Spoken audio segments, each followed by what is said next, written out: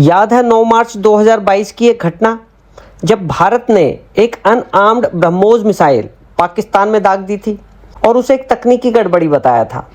कहा जाता है कि वह दुर्घटना नहीं थी, बल्कि भारत ने जानबूझकर ऐसा किया था, पाकिस्तान के रडार और डिफेंस सिस्टम की ताकत को परखने के लिए।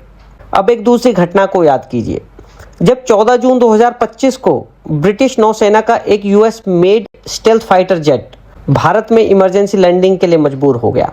पहले कहा गया कि फ्यूल खत्म हो गया है, फिर कहा गया कि हाइड्रोलिक फेलियर हुआ है। 10 दिन बीत चुके हैं। ब्रिटिश और अमरीकी इंजीनियर्स ने सारे हाथ पैर मारकर देख लिए हैं, पर वह जेट अब भी उड़ नहीं पाया है।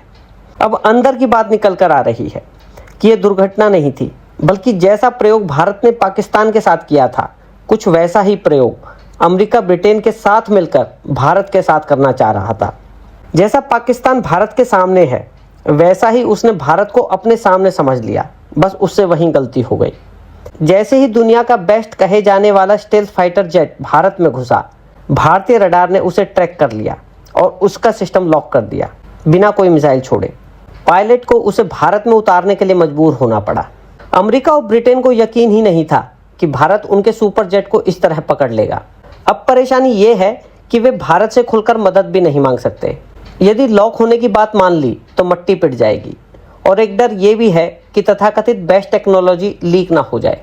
कुल मिलाकर भारत की नकल करने के चक्कर में अमेरिका बुरी तरह फंस गया है। बेइज्जती तो हो ही चुकी है, अब उसे फाइनेंशियल लॉस होने के भी पूरे चांस हो गए हैं। खरीदार देश सोच में पड़ने वाले हैं कि F-35 सच में बेस्ट है भी, या सिर्फ अमेरिका के हवाई दावे हैं। इस फाइटर जेट की छवि और बिक्री दोनों खतरे में पड़ गए हैं। देखिए, अमेरिका तो कभी नहीं मानेगा, पर मेरा प्रश्न आपसे है कि आपको क्या लगता है कि क्या यह घटना सच में एक दुर्घटना थी, या फिर अमेरिका और ब्रिटेन की भारत के रडार और डिफेंस सिस्टम को चेक करने की एक चाल।